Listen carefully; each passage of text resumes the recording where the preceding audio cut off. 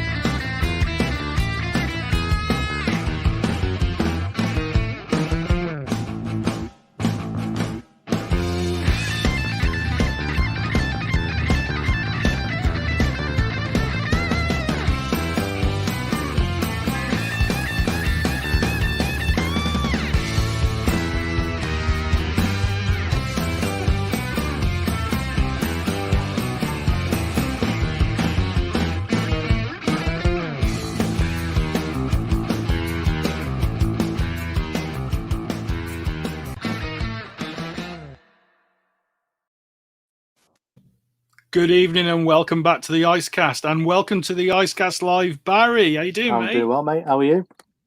Oh, yeah, pretty good.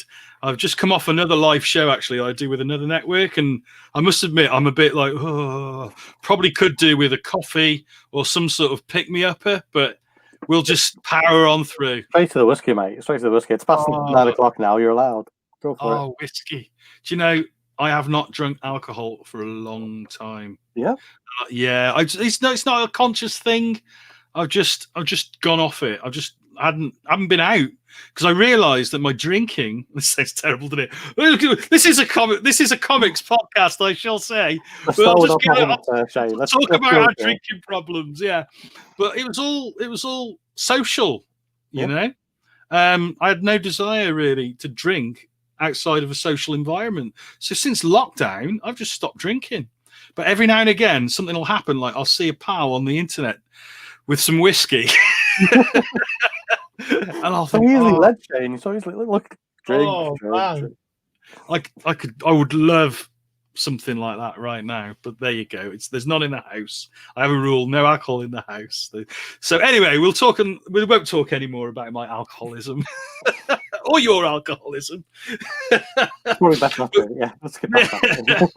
So we're here tonight to talk about Lytton, which is the new book that you're working on. Now, I've come to it pretty cold. You got in touch with me, showed me what you're doing, saw a bit of the artwork, and I just thought, wow, this Barry's like knocking out the park here. He's doing some really good stuff. Yeah, and it looks really nice. And I am going to attempt, like we've got no tech support, but I am going to attempt to show our viewers some of the artwork so that we can talk about it. But first of all, mate, what was the genesis of the book? How did you get involved? And well, we'll start with that. How did you get involved in this? Sure. Well, it all goes back to Gareth Kavanagh, who for probably the last 10 years or so I've known in Manchester. He used to run a pub called the Lasser Gallery. We used to all meet up there. There was myself and Leon and Matt and a few other people that you know. And we'd meet up there every now and then, have a nice drink together and just talk comics and TV and films and stuff. And Gareth was doing the Doctor Who fanzine, Vor Provor, which starts out as kind of looking at the old Doctor Who comic strips back in the Doctor Who magazines. And then it kind of grew to something really massive. So I think issue 3, which is my first one, which I was in, I think I did a 3 or 4 page short story in issue 3, and it was like 2 inches thick or something. You could kill someone with it. It's massive, but it's just like rammed full of so much good stuff. As like interviews with Alan Moore and articles and retrospectives. It was really, really good. And then as time's gone on, and Gareth was thinking about kind of expanding more the comic side of it and seeing what the options were. And he came up with this idea of speaking to a former Doctor Who writer called Eric Saywood, who's a script writer and a script editor during the Peter Davison, Colin Baker kind of era. Yeah. And he was looking at kind of the stories which didn't actually have the Doctor, or what would happen to stories like backup stories in Doctor Who magazine, which didn't involve the Doctor at all, but more kind of the worlds around the Doctor. So what would happen after he left, or what would happen if he wasn't there, type of thing. So one of these kind of supporting characters that he focused on was a character called Lytton, and he actually appears in the first time he pops up is in Peter Davison's serial called Resurrection of the Daleks, and that was in I remember that 1984. Yeah. So he's played by an actor called Maurice Colburn, sorry, and he's basically just he's a kind of mercenary, an alien mercenary, and I'm remembering the character now. It's really weird now that you've said where it comes from. It's like, oh yes, I remember that character. He really does stand out in people's minds because he's such a first of all, he's such a brilliant actor. He died quite young, unfortunately. He died at the age of 49, so it was quite a shame. But you could see his previous work to Doctor Who, and then where he could have gone after that. He was such a really, really good actor. We look back at his stuff, but he had this kind of presence, and it was almost like a young Christopher Lee almost. On set. So it obviously stuck with a lot of people. And then Eric brought him back for a second serial about a year or so later, and that was the Attack of the Cybermen, and that was during Colin Baker's run.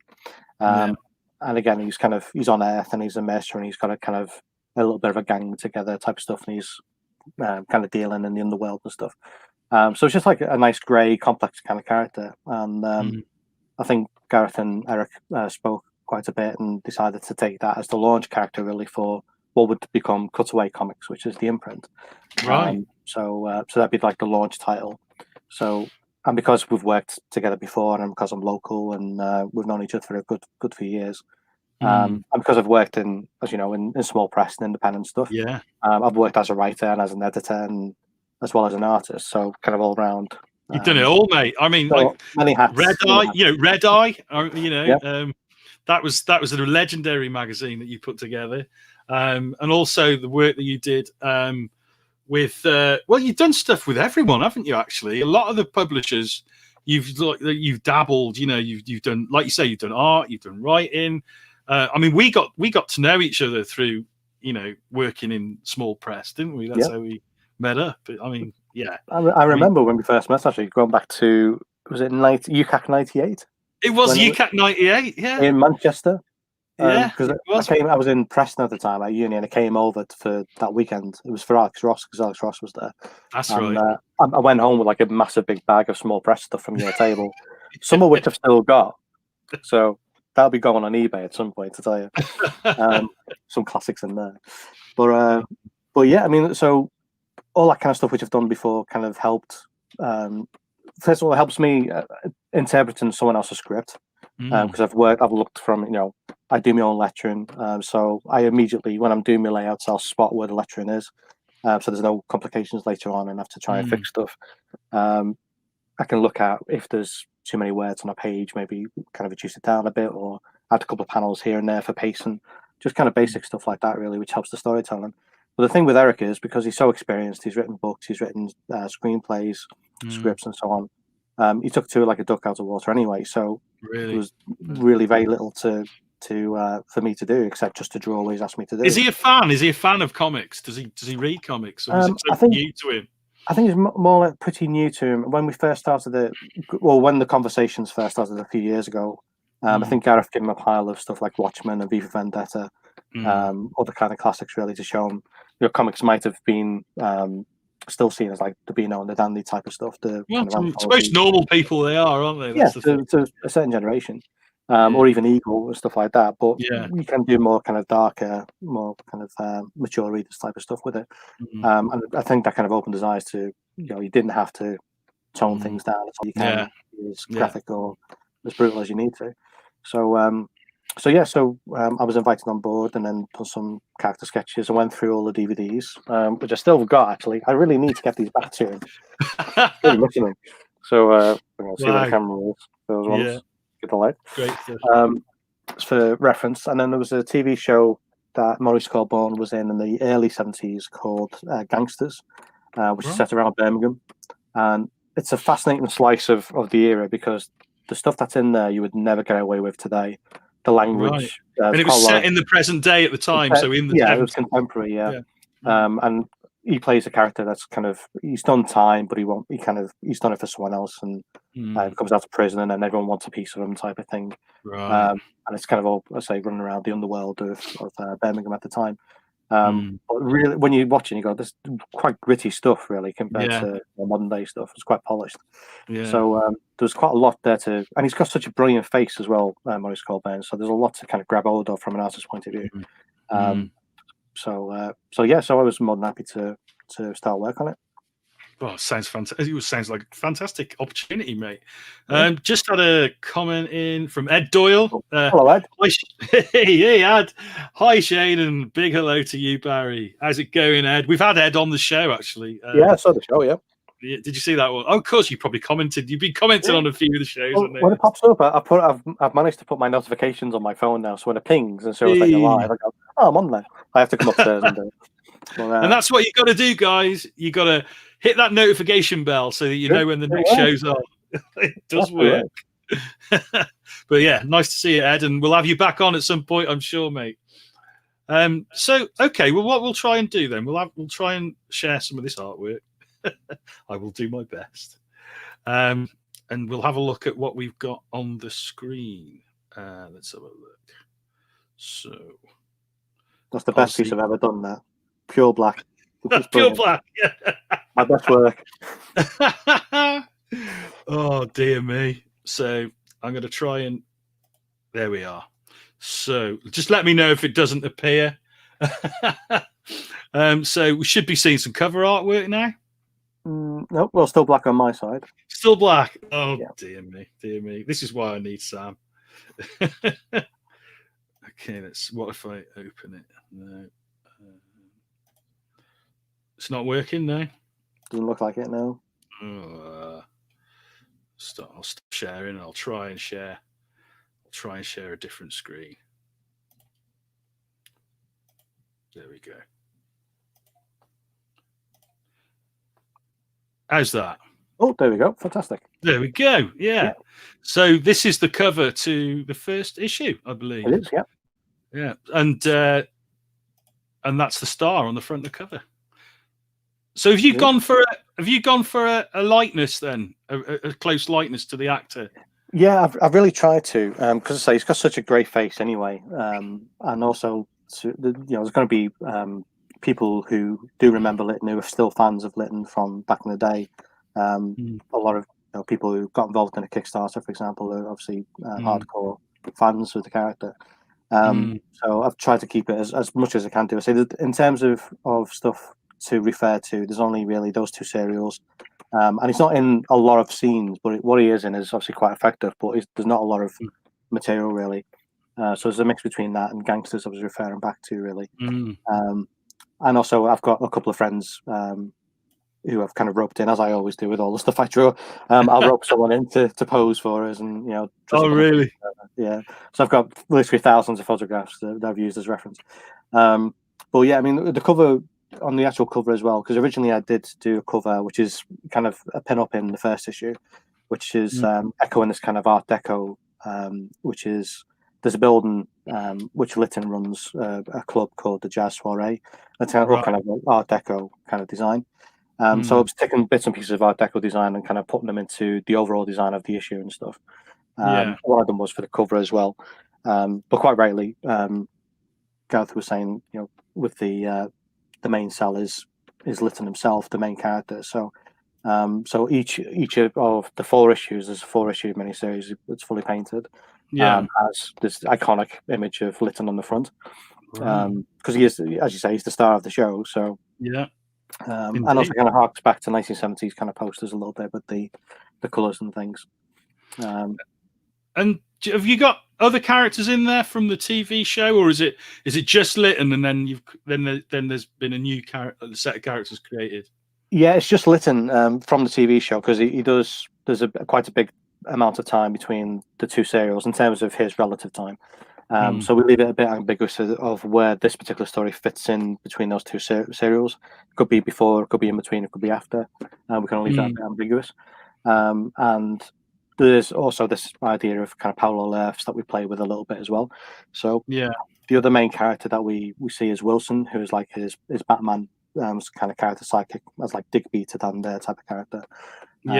Who was also in the army, as what Lytton was back in the Vietnam War. He was in the British Army at the time. So they've kind of stuck together over time, and they've kind of give up that kind of side of life, and making a go of it in London, in Soho with the club type of thing.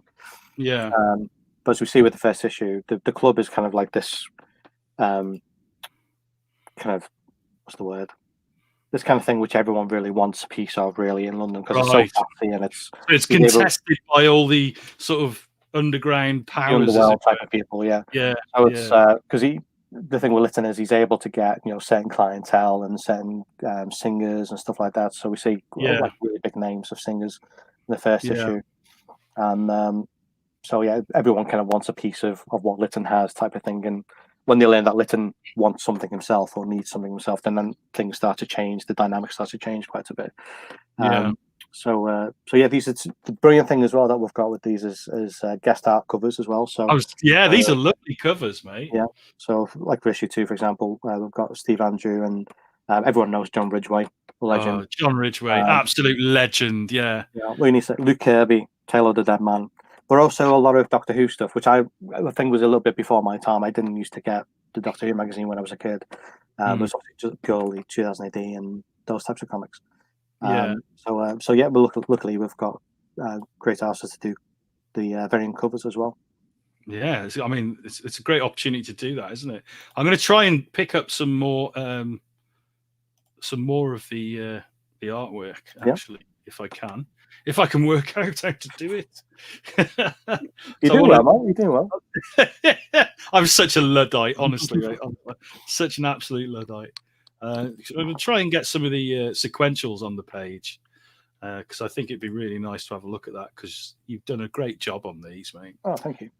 Here we go. Share screen. Let's have a go at this. It's definitely been the most labour-intensive kind of work I've ever done. Yeah, really? I mean, from multiple different angles. First of all, the likeness side of it, the fact it's painted, it's ink and painted as well, and it's a longer form, which I'm not used to, not have done before, really, because a lot of stuff I've done before, was kind of small press anthologies and things like that. Yes, so it'd only be like 4 to 8 pages or something like that, wouldn't it? I think 12 at the most was the most I've ever gone up to before, but this is 4 issues of 28 pages each.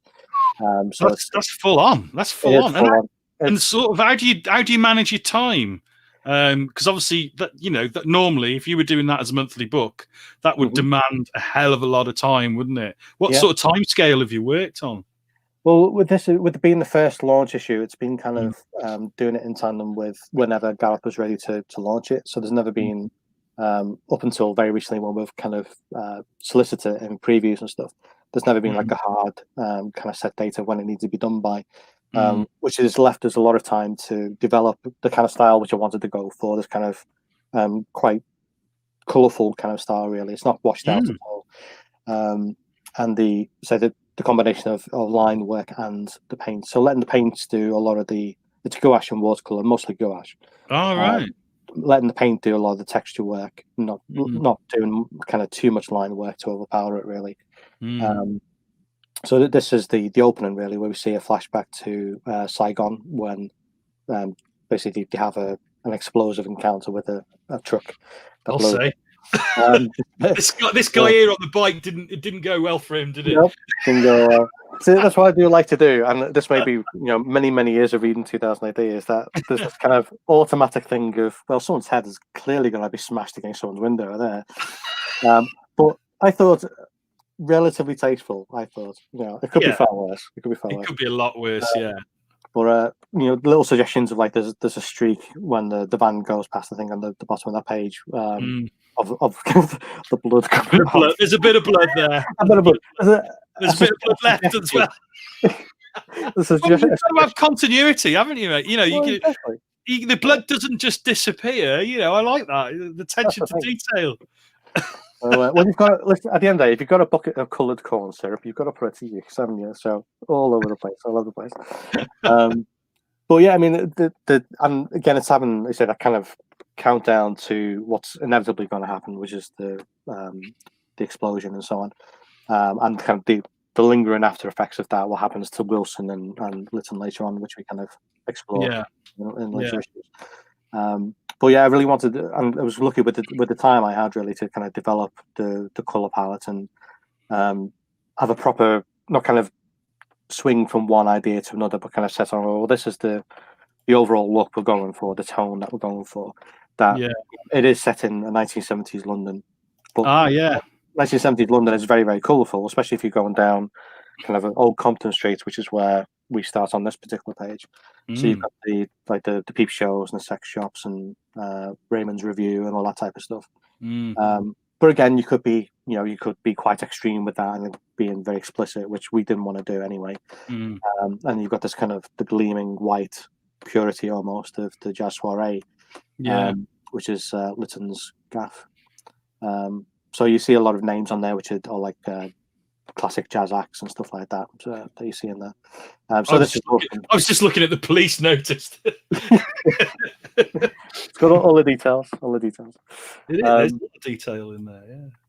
So Wilson is this character that we saw. It's a little bit later on. It's like 75 rather than, I think it starts off in 67, I think, or 68 originally. Okay.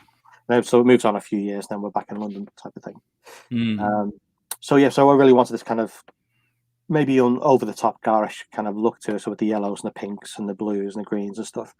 It is just all the ambient light really that kind of bleeds throughout. You've really captured it, that sort of day glow sort of look that the city sort of romantically has in people's memories, those who remember that time, and when and also people who don't remember the time, that's sort of how you imagine the place to be in that period, isn't it? Bright light of the city type of thing. Yeah. It looks like you had some fun with that, mate. So once I've kind of realized what I wanted to do, I think everything kind of fits into place really, and then I could take it from there.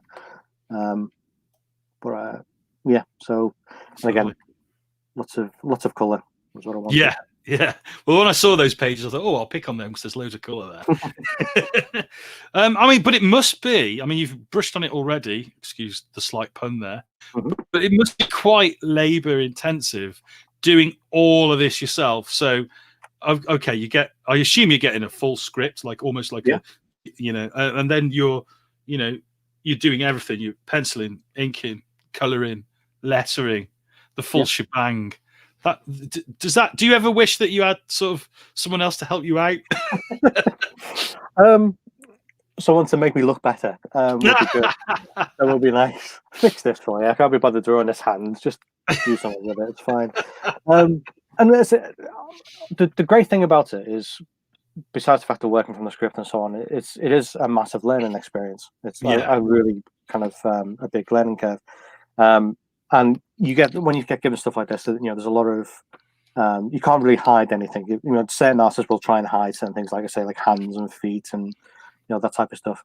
Or it's a type of script that you can't get away with that type of stuff. So it forces you to do stuff or to draw things you might not necessarily always choose to draw, like cars or staircases, things like that. So I really tried to do as much as possible with the kind of the period specific stuff.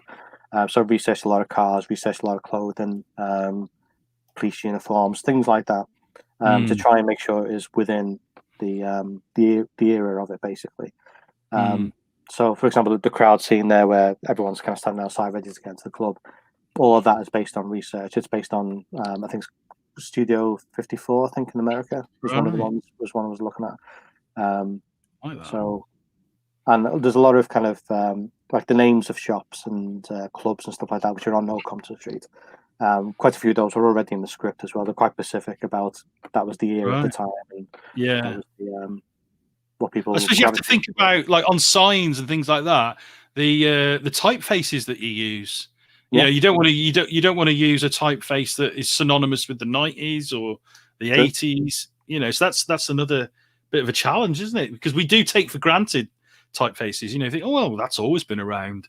But in the 60s, there were only certain typefaces that would have been used.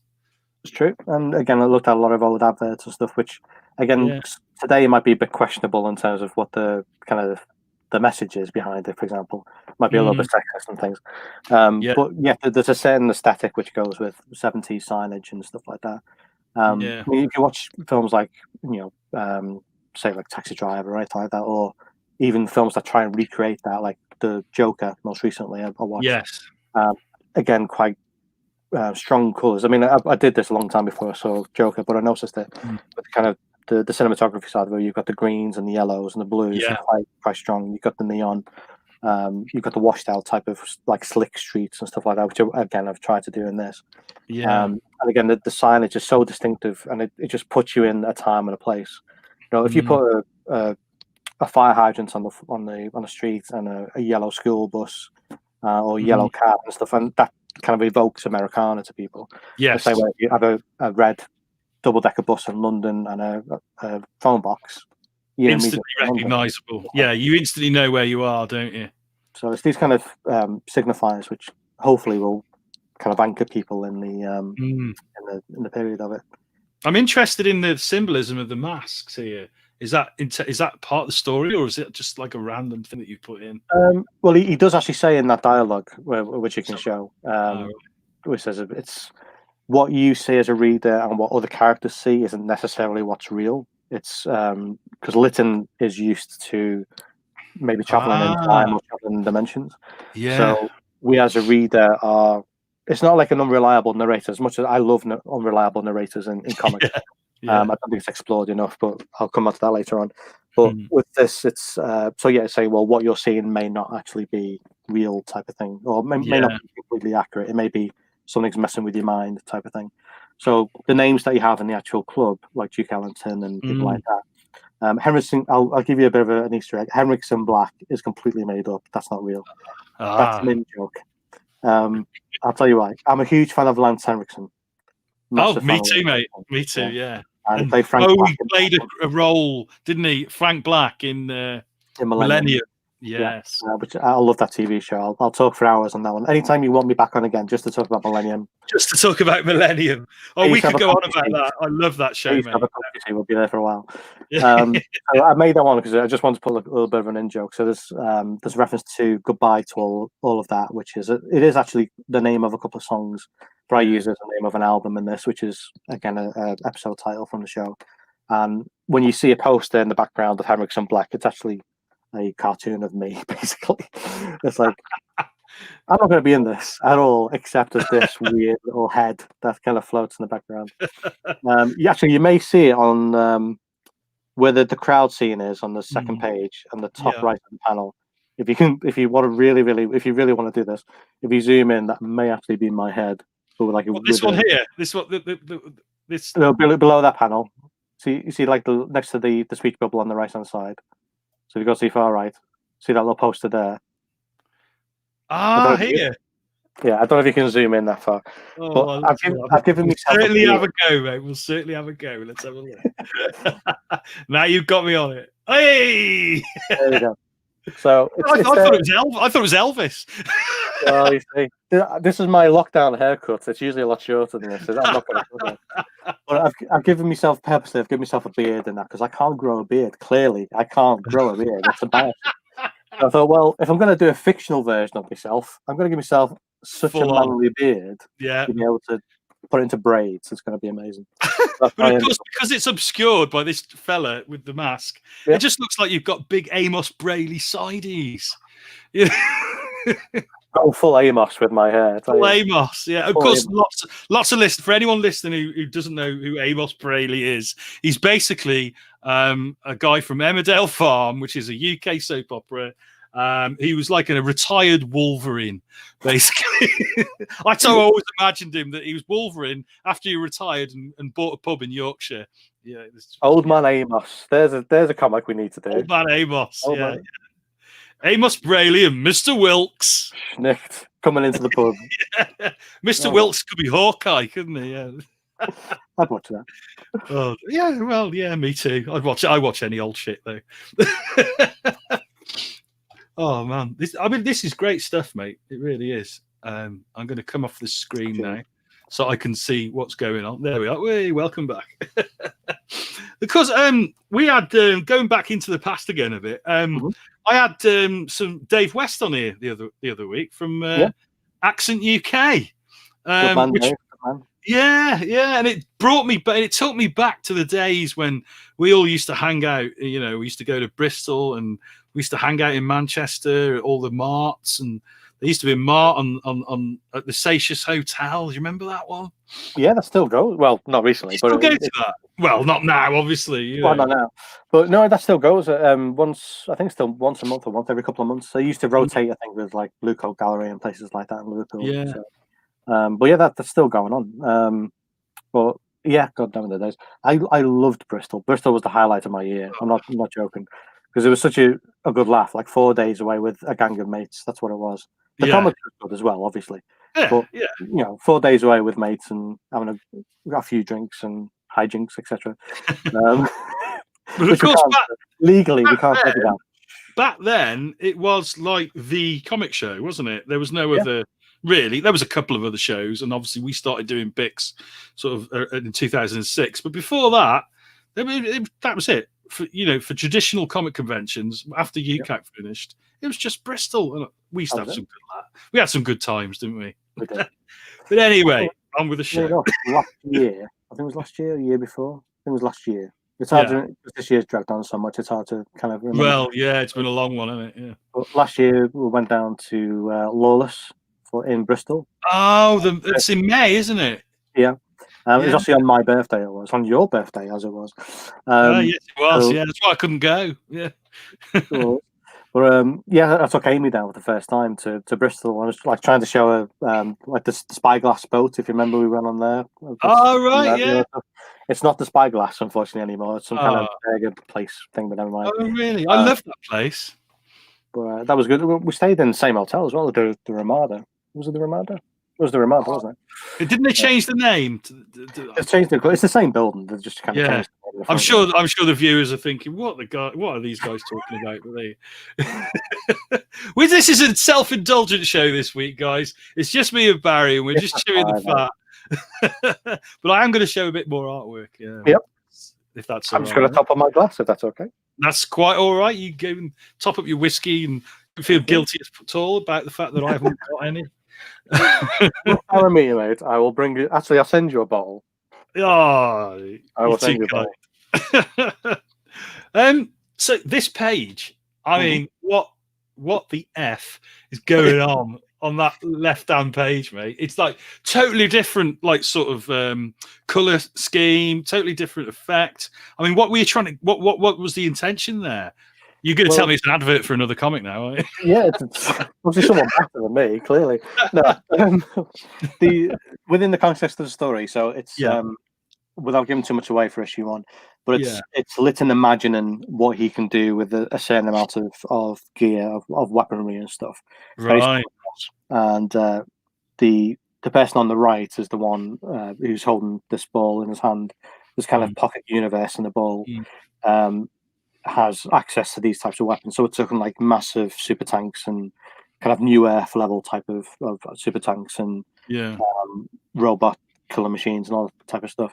So with this, what I wanted to is like a dreamlike quality to it, and being again really over the top with the colors and stuff, and him just being kind of thinking back to the work that Lytton might have done in the past, where when he was a mercenary, when he was in different worlds besides Earth, and kind of that was his job at the time, and that was what he kind of enjoyed doing. So like in the middle of a proper full-on kind of end-game level kind of future war, really. So, I mean, if you like towards the top, it does kind of get lost a little bit in the darkness of it, but there's these kind of fighter ships fighting each other, and you've got the massive super tank, which is like a massive mountain in the background. And, huge, because I used to love like loads of like Cam Kennedy and Dave Gibbons' work on cartoons. So you've got the scale of stuff sold just how small Rogue was on the UF compared to these massive killer machines. So I wanted that kind of idea. So these kind of tanks and things in the background and fighter planes and things. Awesome. And then on the right hand side, you've got this other character called Shend, and he's kind of he's one of these people who's a collector. He likes to collect things and people and objects, and not for the sake of necessarily that he wants it, but probably more that he just likes the fact he owns something. Yeah. So this idea of he may not even know what he holds in his hand. He doesn't even necessarily know that this ball of blue light that he's got in his hand, this globe, is actually an entire universe. Right. And by just even moving it slightly, entire galaxy is a collapsing type of thing. Right. So again, this is probably one of the better images of one of my mates who posed for us. Actually, That's really, hold this light for me. It's got expression as well, brilliantly. Yeah. So that was quite good. Get him underneath the light bulb in the living room. But that's actually the earliest pages I ever did was this one page where he's holding the globe. Because I was trying to experiment on what level of line I was going to use and what level of wash or gouache on top of it.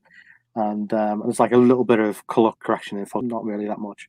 And I think once I nailed this particular page, because I had this page particularly in my mind when I read the script, kind of solidly. It's like, well, he doesn't know he's got necessarily what's got in his hand, and he is literally just this massive godlike figure to this pocket universe. Yeah. So I wanted to try and get that down as quickly as possible. So that was actually the very first page I did. Wow. And sometimes when you read the script, sometimes they come to you like that, the images. Yeah. And do you work like that? Do you like when you get a script? Do you think I'm going to do the stuff that comes to me initially? Because you get you read the whole script and you get all these images in your head from the script. You go, right, I'm going to get those images down because that speaks to me straight away, and then like fill in the not so fun bits afterwards. I mean, sometimes you get the key moments or the kind of the moments that jump out at you, and then we'll get that down first of all, so you don't lose the energy of it, maybe. And then you can kind of backtrack and go, well, to make that work, it needs to kind of feed in. Oh, everything else needs to feed into that. So it kind of some images can set the tone for the rest of the book almost. And from an artwork point of view, so once I nailed that and I knew what I was doing from that, then I could kind of go, okay, well, I can apply that overall. But then also from a kind of storytelling point of view is, how you frame things, how you tilting the angle, how you're making the reader feel a bit off balance or a bit claustrophobic. There's certain panels where I've deliberately got one particular character kind of continually kind of enclosed in speech bubbles, and the panels kind of closing on top of them as the conversation kind of closes in on top of them as well. Yeah. So it's like a visual representation, a graphic representation of the context of the conversation that's going on as well. And a lot of it is, as a reader, and you do the same thing as well. It's a subconscious thing because you've read comics for so long. Yeah. And it's like editing in a film. If you don't notice good editing in a film, but you notice if it's really bad. Yeah. It'll jar you out of the film, and you go, that didn't really make sense, or that didn't quite connect. And there's a certain art to storytelling in the editing side. That's the same thing when you're laying out a page. You go, well, maybe there's a panel there that just needs to break up this particular action, or to add a beat of silence in between it for the next moment to land properly. And you read things like Understanding Comics by Scott McCloud as an example. Was a brilliant. It's my Bible, mate. That is my Bible. That book. So essential. Everyone should go out and get it. Yeah.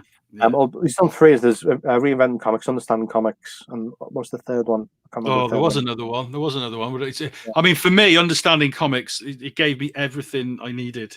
I mean, I was already at that time, what was it, early 90s, already reading comics, already appreciating comics, loving the artwork, loving the stories. But that really made me think about storytelling, and cartooning as well. Yeah. It's a great way that he broke down, how the language of comics and how all the action happens in the panels. And I could talk about that book forever. But yeah, an absolute Bible. If anyone who's watching, if you haven't bought Understanding Comics yet by Scott McCloud, go out and get it now. Even if you're not a creator, I would say even just as a reader, because there's something that you subconsciously know when you're reading the comic, why it works. And then what that book, what Scott McCloud particularly does, is put a kind of structure around that and say, well, this is why it works. And when one particular aspect of that is off, that will throw you out of the story, and then it won't be quite a satisfying experience of it. The same way as I say that music can throw you off if it's in the wrong tempo or the wrong kind of tone to it. And with comics, it's the same thing. You need to have the storytelling and have the pacing right to have certain moments land for the use of again a film term. Yeah. And a lot of that is subconscious. It's like, well, this works, and then so you scribble it down. And then I remember years ago going back to Alex Ross. When he did an interview for Wizard, and he would say, well, when he breaks down a page, he would find the one particular panel on a page as the hot panel, as he described it, which was the most impactful panel, whether it was an action panel or an emotional moment or whatever. So I'm still got that in the back of my mind, but at the same time, I've been raised on 2000 AD. And 2000 AD is an economy of storytelling. There's a sharpness to it. There's no decompression in the storytelling in 2000 AD. No. So well, it couldn't be, could there? Because they had to get so much across, exactly. especially the early stuff, the classic stuff. I mean, those guys really knew how to tell a story in a single image in some cases.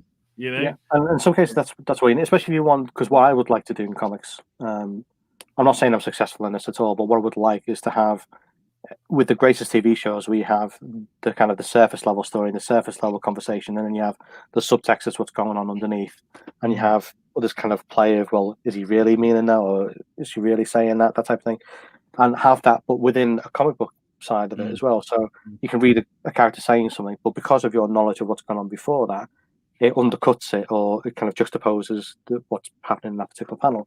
So you can do that visually, you can do that with dialogue, you can do it with color even. There's a brilliant issue of The Bunker. I can't remember the creative team now, but it was, I think, an Oni comic from a few years ago.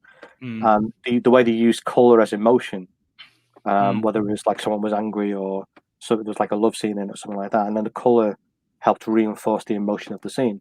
But again, it was all subconscious. It wasn't in your face. It wasn't signposting. But that's the power of comics, which I think some people tend to overlook, is that completely. You can have the subtlety on the page, even if you don't necessarily jump out at you.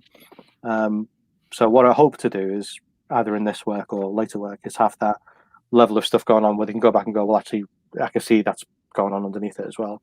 When you look at the likes of the classics, V for Vendetta and Watchmen and stuff, masterpieces, because that's what they do. They have that multiple layers of stuff you can go back to your time. I mean, David Lloyd on V for Vendetta, I mean, what he did with that was phenomenal, I think. The storytelling, how he set the tone, the mood.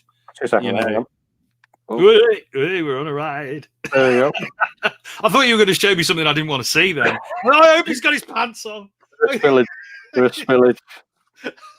There we go. They'll be fine. They'll be fine. If I die, you can have my comic collection. There you go. Oh, thanks, mate. Send over the assassin now. There we go. I bet you got some right classics in there as well, haven't you? Hey? I bet you got some right classics in your comic collection. Oh, tons. I mean, I mentioned before about I have a studio which is about 15 minutes walk away from where I live, and that's literally from floor to ceiling, and it's quite a tall ceiling of books and comics. I've got stuff which is still in boxes which I don't have the shelf space really? for it. So stuff, I mean, you may see behind there, but occasionally I'll bring stuff back to refer to, like Akira and things like that, which is essential. Again, if you don't have Akira, you really do need it. Oh yeah, most definitely. But yeah, I mean, the stuff which you read, as a youngster, certain stuff that I might not have appreciated before, like certain artist styles, and then you go back to them later on and you go, "This is a masterpiece," and you kind of understand, again, the storytelling aspect of it, the craft part of it as well, and how that, because initially when you're just reading a comic, you're just reading the story necessarily, and then you go back and you see all these different levels. So, but yeah, you got to come down one day when I've tidied it up. It's been a while, mate. It's been a long time. I'll give it all. When was it around the time? What era for you was it that you started noticing that more than just enjoying it as a fan? And when what made you think? Was there a book that you read, or a graphic novel, or a comic, or whatever? I just call them all comics, but there you go. Was there a series or anything like that made you think, I want to do this? I want to be a comic creator. Was there something that really sparked it for you? There's been a few, and at different stages. The initial one was my dad used to, when he was working, he used to work in a distributors for newspapers and comics and magazines. Right. And before, like, the big companies took over, like TNT and people like that. Yeah. There was more local distributors in Liverpool, so we would drive all over the northwest and deliver these papers and stuff. So at the end of the week, he'd come back with a massive big bundle of comics, like Victor, Eagle, all kinds of stuff. the football comics like Match and Shoot and things like that as well. Mm. And he used to like to read the war comics because he was in the army as well when he was younger and stuff like that. So he kind of gravitated towards that. And then as time gone on, he brought back 2000 AD and then like Transformers, which I know me and you are huge fans of, the Transformers Marvel UK comics. Massive fan of Transformers, yeah. Read one of them and I'm 6 years old again. But there's one particular one which jumped out at me, and this may be a false memory, but I'm pretty sure it's right. But he took me in. You have to go back into work. He used to work nights, and he'd go back in the morning sometimes. And one particular time, he took me in, and I was left in the reception. And in the reception, you'd have this big wall behind the reception of all the latest magazines and comics, and there was just a bunch of comics. So to keep me quiet, the reception woman, the secretary, gave us one of the comics, and I read that. So can I have that one as well? Oh, okay. So in the end, I ended up with like 5 or 6 different comics I worked out with. But one of those was a Marvel UK Star Wars one. And I actually had C-3PO and R2-D2 in the front. And many, many years later, actually earlier this year, I actually found the exact comic I was thinking of. It's one of those things where you know it when you see it. But it's great, isn't it? It's great when that happens. That's the one. So I found it on eBay and I bought it. It's not here, unfortunately. Was that a photo cover on Endor?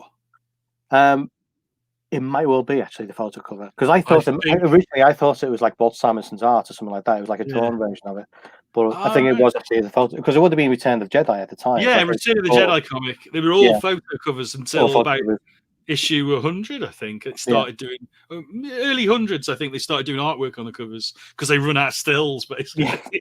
Well, how many freeze frames can we get through? But they were great, those photos. I've still got them all. I've got every issue of Return of the Jedi. Oh, brilliant.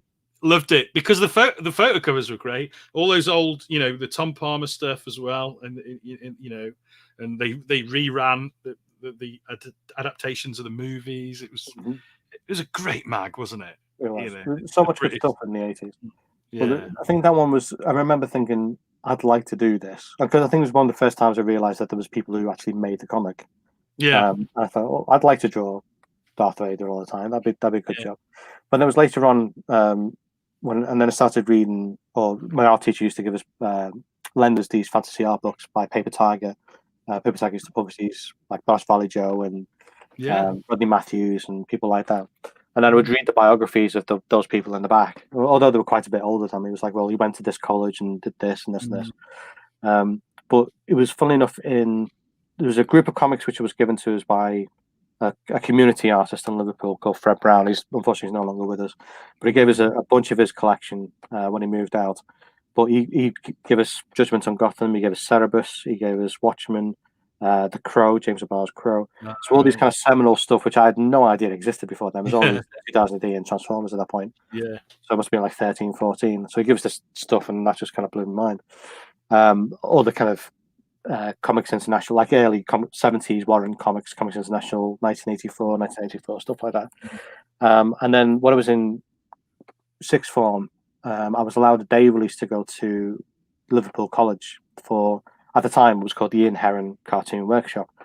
And it was just a group of people who liked to, again, a lot older than me. I was like 16 or something at the time. And Ian used to bring in a box of comics for people to borrow, like a library. And there was loads of like Taboo and all kinds of stuff in there, which I'd, again, never seen before. And one that was Nabil Kanan's Exit, which must have been issue 2 or 3, I think, at the time. Right. I read that, and for whatever reason, it's one of those things where, like, emotionally it kind of grabs you, and you go, okay, well, this is it. And the idea of coming to the end of summer, or the end of school, and not knowing what's going to be after school, and all that type of stuff. It spoke to you at the time. It was the right time, because that was literally why I was in at that time. It's like, well, do I go on to college? Do I go on to university? Do I just try and get a job somewhere? And it just kind of grabbed me at that particular moment. I thought, well, this is something which I can relate to, and the artwork is gorgeous. I do actually have, on the shelf. These are actually doubles, because I've already got multiple sets of these. But anytime, because they're that rare, but anytime they pop up on eBay, I'll grab. You don't see them around. They're very rare, because they were self-published at the time. It was Taxi Comics when he did the first series, and then Caliber when he did the second. So that's let's get this right. That's the first issue for the Caliber one. Yeah. And that's issue 2 of the Taxi Comics one that he did. But the artwork inside, because it was all line work, And there's use of negative space and stuff which, because it had the space to kind of expand and decompress a little bit, which again, different storytelling style to 2000D and stuff. I think his sense of design was quite ahead of his time as well. Definitely. You know, I mean, the way that he used typography and, as you say, negative space, very what we would now see as modern sort of design elements. I mean, this was a while ago. We're going back, aren't we? Sort of. It would have been when he published it probably 1991, I think, originally. So, and I would have gone to college about 92, 93. Yeah. So it was shortly after that. And then, but that was kind of, I mentioned this a couple of times before to people who don't really kind of get into comics, but I do try and explain it to them. It's like the emotional response that you get from a film, if it makes you happy or sad or moves you in some kind of way, or you connect to a story, it's the same kind of thing which I want from the comics I read and also from the ones I want to make. I want someone to read it and go, fucking hell, that kind of gets you type of thing. Yeah. If it not in the sense of, you know, drowning kittens making you feel sad type of thing, but for a case of it, for whatever the reason, it kind of connects on that kind of emotional level. It just speaks to you at that time. And that's a magical thing, isn't it? I mean, I remember reading, I mean, this is a bit of a confession, but I remember reading when I was... Let me take it, hang on, let me have a drink, hang on. I remember reading the Power Pack stories in the back of Return of the Jedi, actually, and then picking up the comics, the actual comics as well. And I was around the age of the oldest member of the team, I guess. And I was the oldest sibling. So even that little thing that I had in common, you know, I had this younger sister who I considered to be a complete pain in the ass. And of course, he was dealing with these like 3 younger siblings who were a complete pain in the ass. And that book just, I related to it. And and those stories were about kids of a little bit younger than I was at the time, but a similar age, you know. And I think it's a missed trick, isn't it? How many times do we see books for kids that are about kids? Yeah. You know, we don't see it very often, do we?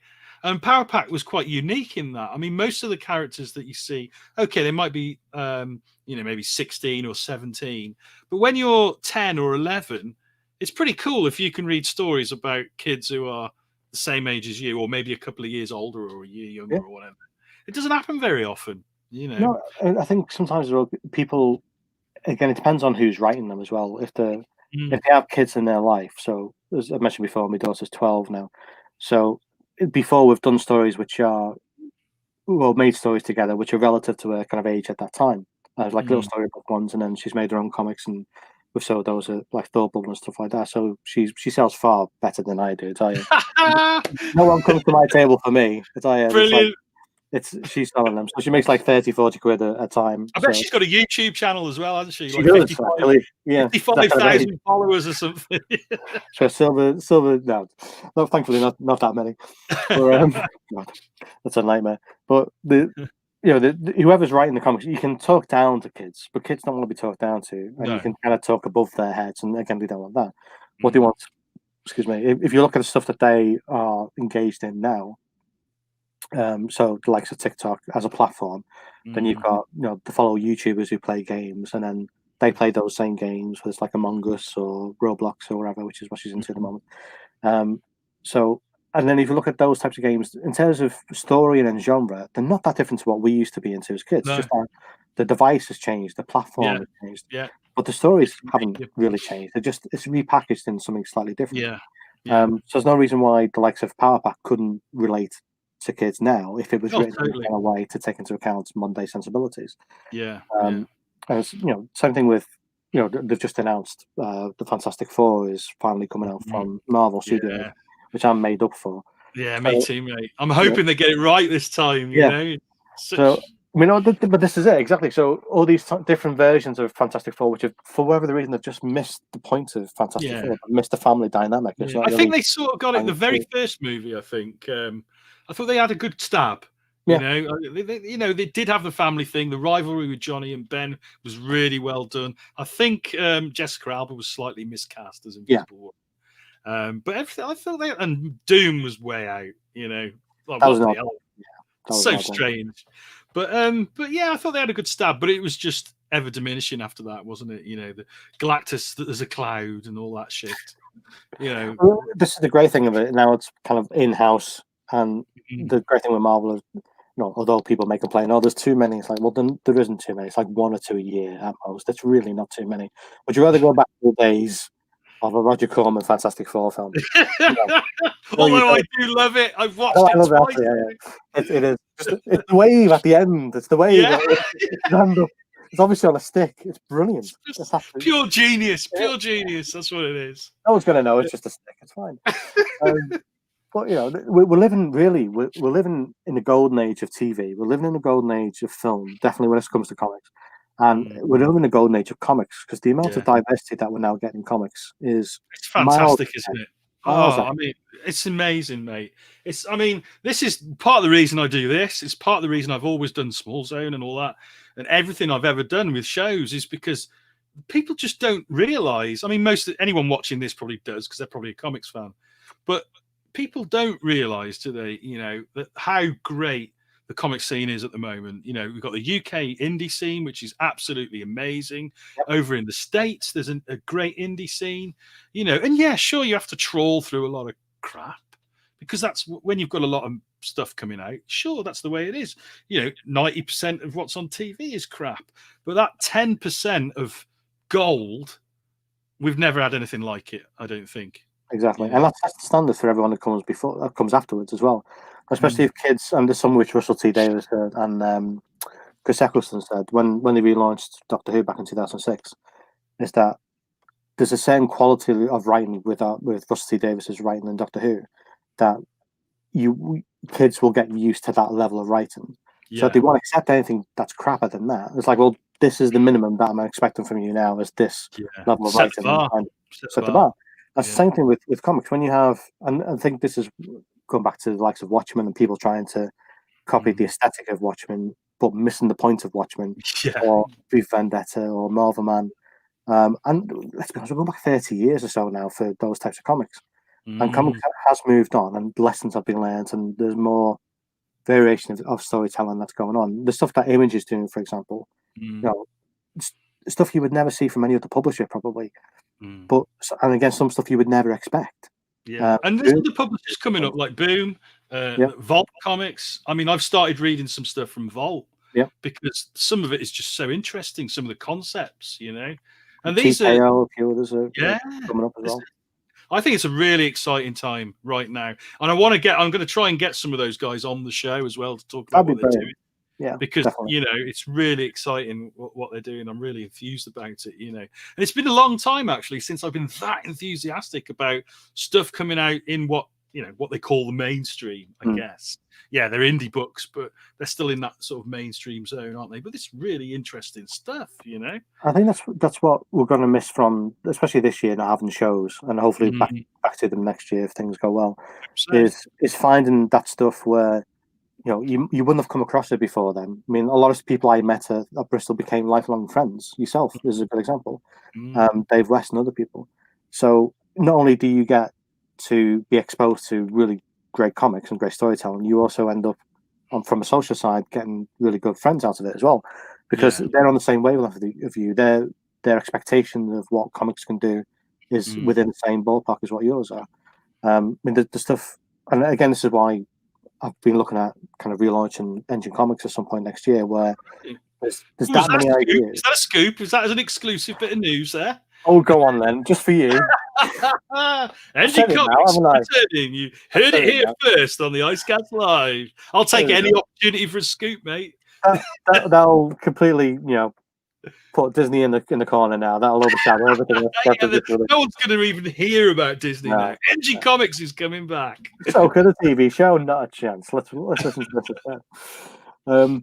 But yeah, I mean, there's a few projects which I've been working on in the past few years, which kind of simmering in the back burner. I mean, I've got about, really, if you looked at the stuff I've got like 20 or so projects I'd like to get done. If I had the money, I'd And the farm them out time. to people.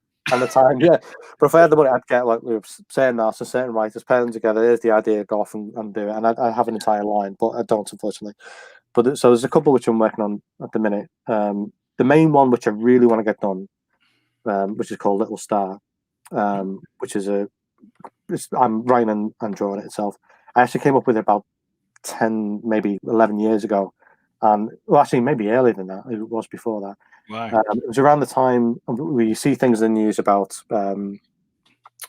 like the rise of Golden Dawn in Greece and places like that, where the kind of the rise of the right, and the kind of destabilization of the economy and stuff. And at the time, kind of 2006, 2007, that was a world away. That wasn't touching us at the time. But I worked in a bank at the time, and I was hearing bits from people saying this is going to hit us at some point, and the housing market in America hits us. And that's why we end up with the crash and so on. And then as people know from history, when things destabilize, then things tend to get quite extreme, and the right rise and all the rest of it. Yeah. So I wrote something which was being a new parent at the time, and I've noticed this with pretty much everything I've wrote since 2008, when Amy was born, is basically from the point of view of a parent in some form or other. There's something to do with being a parent. Right. And I think before that, isn't really that substantial. It's kind of riffs on stuff you've already seen, but being a parent it's a universal experience. Most people go through it, so people can relate to it. But if you put yourself in certain circumstances, what would happen if you were in this situation, or you were faced with this? You know, if you were in a war-torn country and had to get out, that type of thing. So Little Star is about a young couple. It follows the main character, Robert, and they're trying to get over the border from England to Scotland, which in the story is they broke away from the Union. Right. He's stuck at a border town, and he's basically doing all kinds of things to try and get over the border to get papers and stuff like that. And every time he does it, he's kind of compromising himself each and every time. And he's not realizing what he's doing to his missus, who's pregnant. But again, that was basically taking the situation that was happening at Greece at the time and then just transplanting it to Britain. Yeah. And what I've had to do since, because things are so bloody mad, is keep on revising it. Is go because crazy things keep happening. You've got to be careful. If you don't, if you keep it too long, exactly, it's going to become a past event. Yeah. Some of the stuff I wrote was go, well, this is old hat now. It's already happened. Yeah. This sounds like a great story, though, mate. I really like the idea of how does this character cope on a personal level going through this, journey. I really like the sound of that. I remember I love stuff like that. Our mutual friend Ben Dixon, when he did Falling Sky graphic novel, which was the first graphic novel I ever published, actually. Still got it? You still got it? Oh, good on you. But where we stood outside the convention at some point, freezing our backsides off, waiting for the delivery of it. I remember it was the first bits. Yeah, we got the delivery of it, hadn't we? I was waiting for the delivery to come in so we could sell copies at Bix. And there's a picture of me and you stood outside freezing our asses. I was very optimistic in just a shirt and a pair of jeans. I don't know what I was thinking. I think I had a suit. It was back in the day where I tried to look professional. You know. I want a shirt. I can't remember the last time I wore a shirt. It was December. It was. What were we thinking? But yeah, I loved the aspect of that story where basically it's two lead characters generally facing the end of the world, and it wasn't a cosmic story. It wasn't a big, heavy reaching story. It was just about these people and how they dealt with this tremendous situation. And I always love that. And I love the idea of what you're saying there. Obviously there's the backdrop of that story is huge. It's a massive political turbulent backdrop, but the story itself is really personal. Yeah, that really attracts me. So get to it, mate. Get to it. That sounds really good. It's completely written out anyway. It's just a case of sitting down to draw it. But I think what I've realised is that and again, other people have said this in different interviews and stuff, but the more kind of personal the story, then the more universal it appears to other people. And if you try and write something that will appeal to everyone, it doesn't appeal to anyone at all. No. You've got to write something which is emotionally. You've got to mean it. You've got to mean it. You've got to mean something to you to write it. So, I mean, and the other stuff which I've got going on as well. I mean, going back to Lytton, I mean, that was the great thing about Lytton was. We do need to get back to Lytton. Yeah, we're getting to the end of the show. Complete tangents.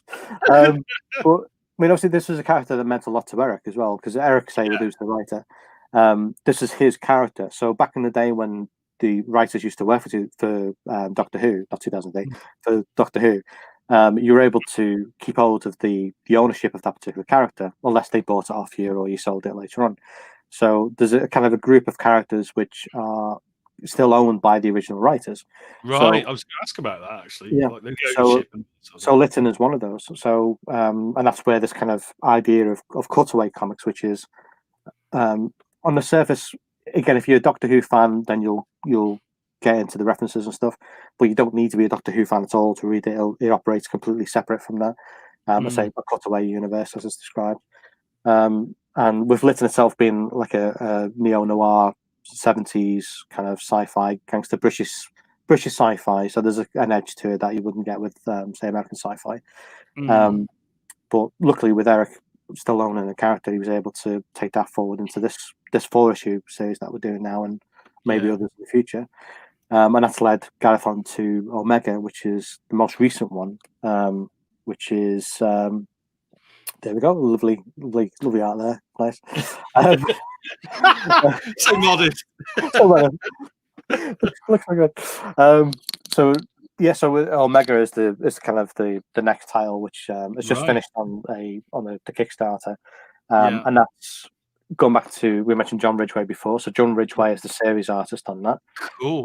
It's written by Mark Griffiths, and it's based on Omega, which was a character from the original Doctor Who. It was like a kind of like an all-powerful Time Lord type of thing, and he gets kind of expelled from Gallifrey and so on. But then it's also got, I do have to refer to my notes here, so there's a backup strip called The Demons of Eden. There's that much stuff. The Demons of Eden, which is written by Ian Winterton and art by Martin Geraghty, hopefully I pronounced that right. And then because the Kickstarter was so successful, the first Kickstarter we did for Lytton got 13k, just under 13k. And the Omega Kickstarter got 23k in the second one. So the other stretch goal was one called Eldrad Must Live, which is from again another kind of episode of Doctor Who. But the brilliance of this is that they all exist separate to Doctor Who. You don't need to know Doctor Who at all. Yeah, you don't need to be a Doctor Who fan to enjoy these books. Not at all. And they're the best stories, really. You want to be able to pick up a comic and just read it on the basis of the self-contained nature. So, but one of the stretch goals that they had was to have an audio recording of the actual script. So they've actually managed to get Brian Blessed as the lead character, Omega. Oh, brilliant! Fantastic. That's really cool. So people will be able to get that if they've been part of the Kickstarter. So I mean, it just shows that, first of all, you've got obviously the old fans of Doctor Who and stuff like that, but you've got people still searching for stuff which is outside the norm. It's not superheroes. It's not you kind of classic stuff that you would normally see, good versus evil. There's these grey characters who work in the underworld. There's normal people who have to cope with extraordinary circumstances type of thing. And I like the idea of this with this, because it's obviously genre. There's more than one genre here, isn't there? Yeah. You've got sort of noir, sort of crime element, but then you've also got the really far out sci-fi element as well. And I just love how that is combined here. That attracts me. My two favorite genres, basically crime and sci-fi. You don't often get them in one book. It's true. But there's some really, you see on when the artwork comes out and stuff, there's some really, really nice artwork on Omega and stuff. I'd say John Ridgway, for God's sake. And John, I love his stuff. He is good. And then again, Martin Geraghty, who's might not be a familiar name to people outside Who, but again, a brilliant artist. Eldrad Must Live is written by Bob Baker, who is the original writer from Doctor Who as well, who created the characters of Omega and Eldrad. Wow. And the artist is Stephen B. Scott as well. So a great bunch of creators are on this, and this is all through Cutaway Comics. Yeah, all through Cutaway Comics. And this is just the beginning. I think as time goes on and things expand, we'll be able to see a lot more stuff coming from them. Fantastic! I'm really excited about this, mate. So obviously you've had a Kickstarter out, you guys, for the first issue. Which was obviously successful. Is it going to all come out through Kickstarter? Is that how people are going to be able to get it? Are there other ways of picking it up if people want to get this book? Yeah, well, for with the Lytton Kickstarter especially, it was not just issue 1; it was the whole series itself. Yeah. So whoever became part of the Kickstarter got that, and then it's available through previews in Diamond UK. And you can also get it from the cutawaycomics.co.uk website as well. So they can get it direct from the website, or you can get it from your local comic shop through Diamond. And for people who get the first issue, actually each issue comes with a DVD of kind of extra material. So there's a commentary on the first issue. There's a commentary on each issue, actually. So there's an interview with Eric Saywood that we filmed, and it's a commentary that we filmed together. We just finished the commentary on issue 2 actually last week, I think it was. And there's commentaries on episodes as well that of, say, Gangsters, I say, which relates to Morris Colburn, the original actor. So there's all this kind of extra stuff as well that if you order through the website, you'll get this as well. You just add it in. And again, this goes back to years and years ago when we were sitting in the Lassa Gallery in the pub, and it's like, well, what I want to see from comics is not just the comics. I want to know all the stuff that goes around the comics, the creative side of it. Yeah. That's why I get Blu-rays and DVDs, is because of the Easter eggs. And I'm a sucker for that stuff, mate. Extras. You want to see how the sausage is made. Because it can, you may have a film that may not work very well, but then you see the amount of work that goes into it. No one tries to make a bad film. They try their best to do a great film. Oh, yeah, if you watch the making of before you watch a movie, it always looks like a great movie, doesn't it? Because you can see that everyone's putting 100% into it. They have great creative ideas. And you think, well, how did it turn out like that? Because all these guys did a great job. But something somewhere didn't quite work. Yeah. That's the same thing with comics sometimes. Some people may be really dismissive of, the artwork is rushed or whatever. It's like, well, I know from experience, doing a 28-page comic is bloody hard work. Yeah. Like laborious work. And it's especially when you're doing everything like colouring, lettering, which is it's kind of the European style, isn't it? Really, you kind of do the pencil and stuff like that. But the amount of effort and stuff that people put into it, no one sets out to make a bad comic or a bad film. You put your heart and soul into it. Yes. You're up to all hours at night, and if people, at the very least, if people enjoy it, that's all you want, really. At the end of the day, is people to pick up and enjoy it.